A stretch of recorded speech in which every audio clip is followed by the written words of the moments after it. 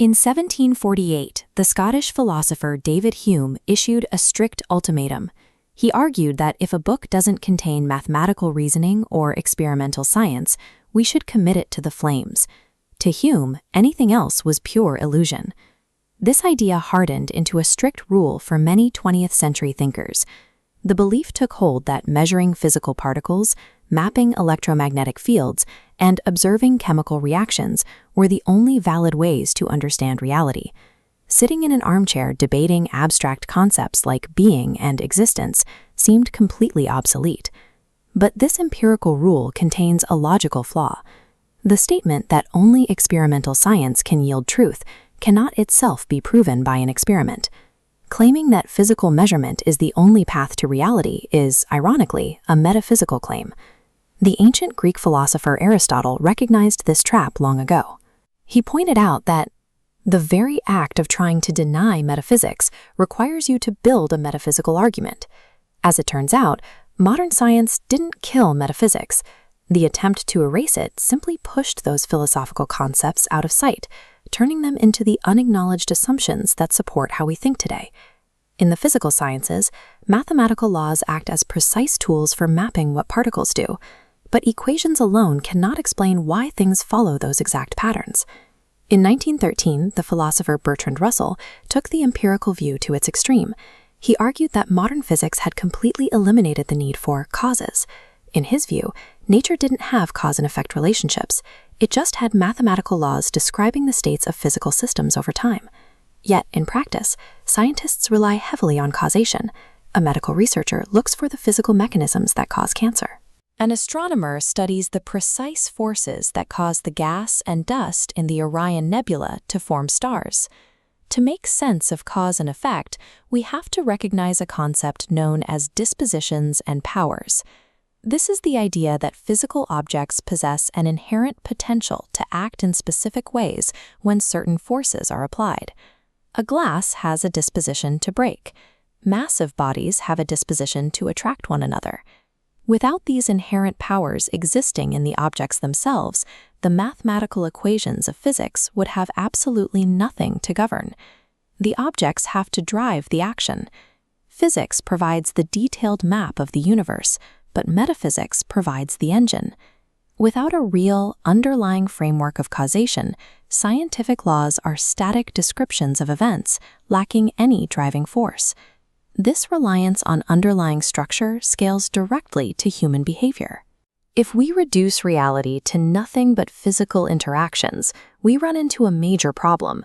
Is a human being actually an agent, or merely a temporary heap of particles? To answer no, we rely on emergence. This is the metaphysical principle that living organisms, including conscious humans, are fundamental entities in their own right. They possess properties and behaviors that are strictly greater than the sum of their individual microparticles. Once we establish that humans are unified agents, we have to account for how we make choices. That brings in modality, which is the study of necessity and possibility. When you deliberate over a decision, you are actively evaluating alternative possibilities, different paths the world could take based on your actions. If modality is an illusion and the future is strictly fixed by prior physical states, then alternative possibilities do not exist. And if there are no alternative possibilities, our practical reasoning and our ethical decisions are completely irrational. We also face challenges regarding time and identity. Take extreme perdurantism, the philosophical view that a person does not actually persist as the same entity from one moment to the next, but is instead a series of momentary slices. If that view is true, our entire legal and moral structure falls apart. You cannot hold someone legally accountable for a past crime, or expect loyalty, or enforce justice, unless you assume that the person standing in front of you today is the exact same entity that acted yesterday.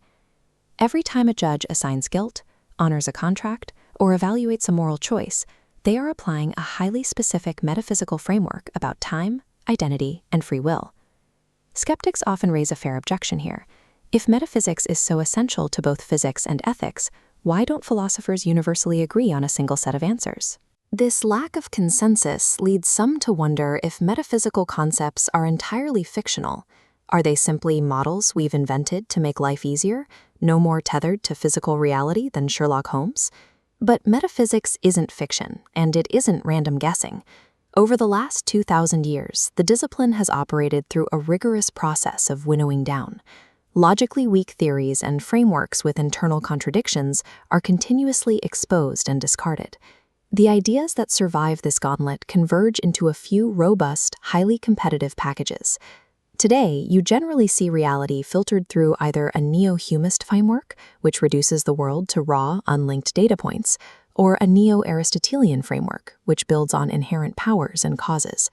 You can think of these surviving packages as foundational operating systems for human thought.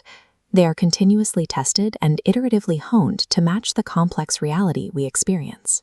Metaphysics isn't a final destination, and it doesn't offer a simple, static answer key. It is the inevitable software our brains must run to interpret science, to act morally, and exist meaningfully. You cannot escape doing metaphysics. You can only choose whether you do it poorly or do it well.